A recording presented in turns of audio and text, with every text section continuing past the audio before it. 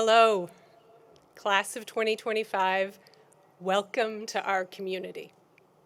It is an honor and a pleasure to be with you today.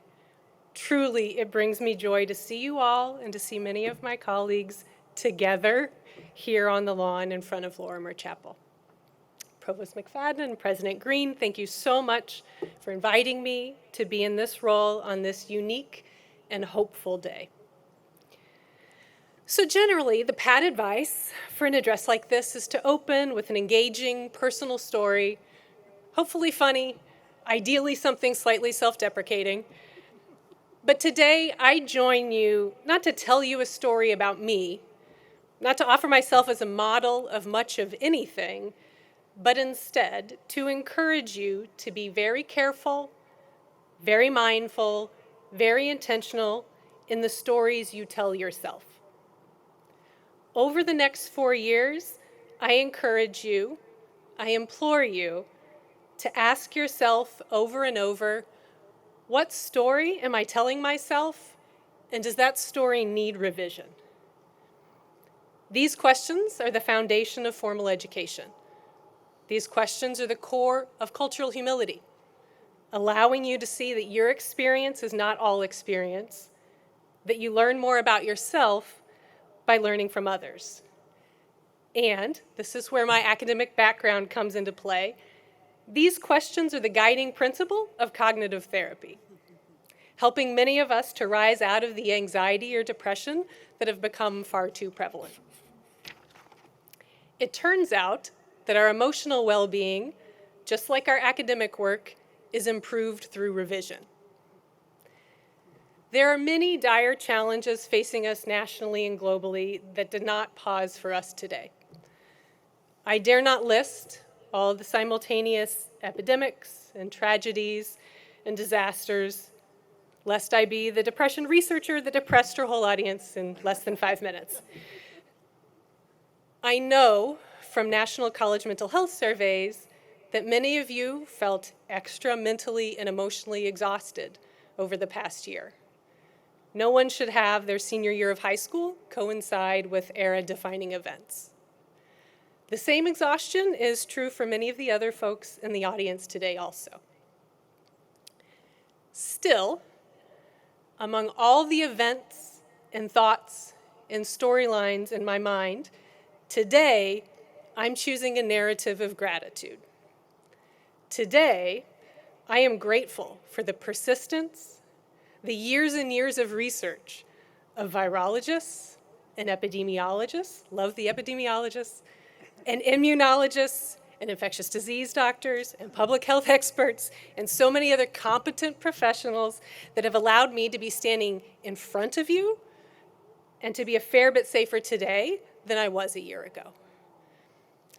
I am also grateful for the artists, writers, actors, creators, whose work has pulled me through the past 18 months. Their work offered me escape, deepened my consciousness about other life experiences so different than my own, and kept me grounded in our common humanity. I could go on, but I'm not here to tell you about my gratitude. I want to emphasize to you that today, not every day, but today, I choose thoughts and lists around gratitude. The Benedictine monk and author, David Steindl-Rast, reminds us, it is not joy that makes us grateful, it is gratitude that makes us joyful. In this challenging world, I need joy, and you need joy. Decades of research, thousands of empirical studies on cognitive therapy and the psychological science that supports this form of mental health treatment have affirmed this. The stories we tell ourselves, in my profession meaning the thoughts we attend to and the thoughts we accept as fact, guide our mood. The stories we tell ourselves, the thoughts we accept as fact, determine our emotional health. But among all the mess and anxieties of our current lives, there is choice. You can examine what you attend to, consider revising those thoughts, and that is the path towards stronger emotional health. So at this point, you may be thinking, oh boy, is this going to be 15 minutes on the power of positive thinking? No.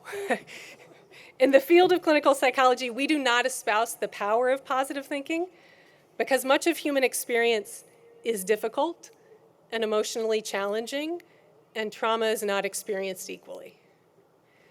We advocate the power of realistic thinking. Left unchecked, our minds are machines of misinformation, often overestimating threat, diminishing our abilities, and underestimating our resilience. These mental errors, when repeated over and over and accepted as fact, lead to anxiety and depression. We must question those narratives. Our minds also shield us from that which is painful to approach. Grief, the reality of rampant efforts at dehumanization, trauma, the amount of uncertainty in our lives, immediate and long-term. Whether it's a personal anxiety or motivated disinformation, that which we avoid only grows stronger. So again, we must be intentional in checking what we accept as fact and what might be missing from the story. The guiding question of the work of cognitive therapy is also the guiding question of the science of cognitive therapy. What is the evidence to support that? What is the evidence to support the thought I just had about myself? What is the evidence to support that therapy intervention? The same question, over and over. This can also be rephrased into an even simpler question that I believe resonates across every intellectual discipline. Is this true? In acting, is this true? In history, is this claim true? In neuroscience, is this true? Science seeks evidence, even fictional worlds explore truths.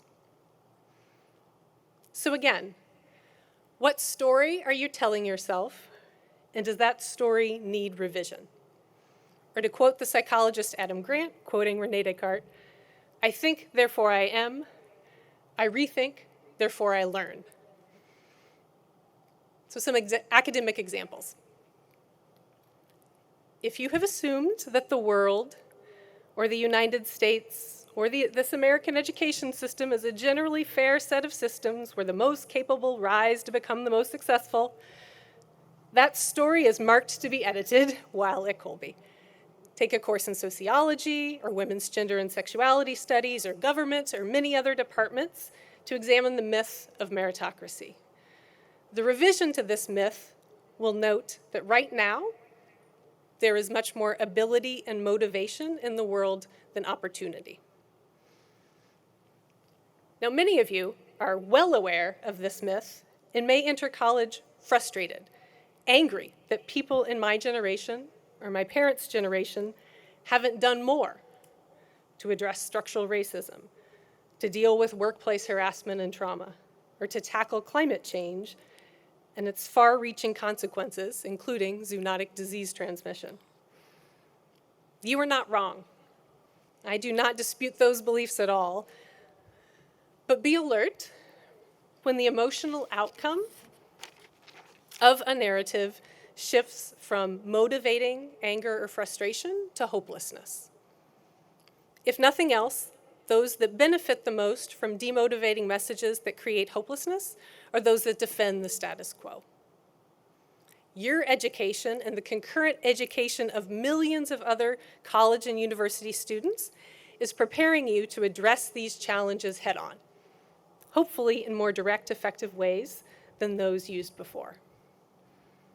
If any of these pressing issues matter to you, build your knowledge base here. Learn about power structures. Learn about climate science. Learn how these topics intersect around environmental justice. And also, hone your abilities to write persuasively, to speak to varying audiences, and to work collaboratively. These skills will be crucial no matter what challenges await us. We also tell ourselves stories about the boundaries of our abilities, summarized in statements such as, oh, I'm not artistic, I'm not creative. If this sounds all too familiar, I encourage you to challenge yourself into new modes of expression while at Colby.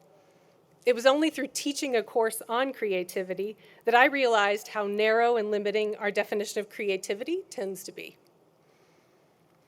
Another self-limiting belief, a direct quote I've heard several times, I'm not a sciencey person. While that story leans on a made-up word to validate the complete incompatibility of science and you, the looming revision is obvious, right? How can anyone rule out being a scientist or being science-esque when there are so many fields of science, so many approaches, so many applications that you have yet to encounter? So traditionally, a convocation address would continue forward, focusing on our educational ideals.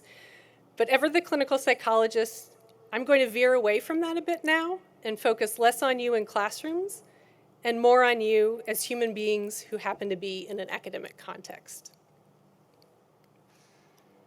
One of the other myths that many of us have internalized has been termed the assumption of healthy normality. Termed this by psychologist Stephen Hayes and other founders of acceptance and commitment therapy. The assumption of healthy normality states that humans by nature are psychologically healthy, that we should instinctively manage challenges smoothly, and therefore we should not expect distress or lingering negative emotions. Thus, any period of struggle would be a deviation from where we should be, leaving us both with our distress and ashamed of our personal inability to keep away that distress. This assumption is not supported by evidence. We are, in fact, learning and relearning throughout our lifetime how to manage our emotions and to manage stress. And this assumption is a major barrier to help seeking, either personal or professional. So I ask you today to be mindful of this assumption, and when the assumption that you should manage all and know all on your own holds you back.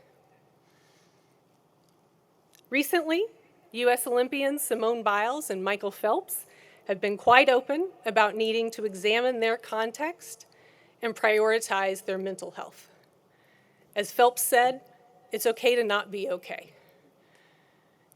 If the greatest swimmer and the greatest gymnast of all time, the GOATs, have shaken off this flawed expectation for perfection, we would be wise to follow those models. Another narrative I want to put forth has already been revised for us by developmental psychologist Kristen Neff, a leading researcher on self-compassion. When we are feeling down, when we are in the midst of a crisis, our mind, that machine of misinformation, tells us a compelling story that on some deep level we are alone in this, that no one truly understands, and that we must bear this on our own. This story isolates us and furthers our emotional pain and suffering. But the truth is that struggle and distress pull us toward our common humanity, because we all struggle. Every person here has had a difficult past year. My personal challenges are tiny compared with those of some of you, and certainly compared with most people around the world. But I do know what it feels like to have the ground shaken underneath you. I do know what it feels like to be paralyzed by worry about things that might happen and what if. And many of you do too. And that connects us. That is common humanity. Even in individual struggle, we can still be in community. Even in individual struggle, there are invisible threads connecting you to others. So please tug on a thread and seek connection. And this brings me to my final theme for you today. One of the primary topics of research in my psychology lab over the past 8 years has been social belonging, as you heard. In the past year, we have all experienced at different levels the impact of feeling isolated, so I expect it's clear that having a sense of belonging within one's community would be associated with better emotional health. In my lab, we have found that among Colby students, greater sense of belonging is associated with greater happiness, greater satisfaction, fewer depressive symptoms, less worry. In our most recent intervention study, we found that a 1-hour peer-led group discussion about belonging significantly reduced risk for depression. So I'm going to use this opportunity for intervention on day -1 of your college career to cut off an unwarranted storyline before it develops. The truth. You belong here. This institution may not have been designed for most of us at its founding, but today, you belong here. It is common to have times when you question that. Again, the sneaky power of the assumption of healthy normality. And it is common to have bumps in your transition. But experiencing challenges does not mean that you do not belong. Even if at times some of the challenges are other people within our community, that does not mean that you do not belong. You are each a valued member of our community today, just as you will be through your graduation in May of 2025 and after that. But settling in, finding your friend groups, I recommend groups, plural, identifying your support network takes time. So I suggest to you to let the story of your sense of belonging develop over time. Don't try to rush through the assignment. You can't look at your to-do list and cross off made lifelong friends now that orientation is over. Let this story unfold in time and see where you and its characters, any and all of us in the Colby community, take it. In closing, don't strive for the empty promise of healthy normality where all must be fine, but inauthentic and a little numb. Strive for reality, strive for complexity, strive for the full experience emotionally and intellectually. This, today, is an invitation to begin or to continue a lifelong process of intentional critical self-reflection. Class of 2025, I wish you far more than luck. May you find connection through our common humanity. May you know that you belong here. And may you have the motivation and awareness to question and revise your stories over and over. Thank you and welcome to our community.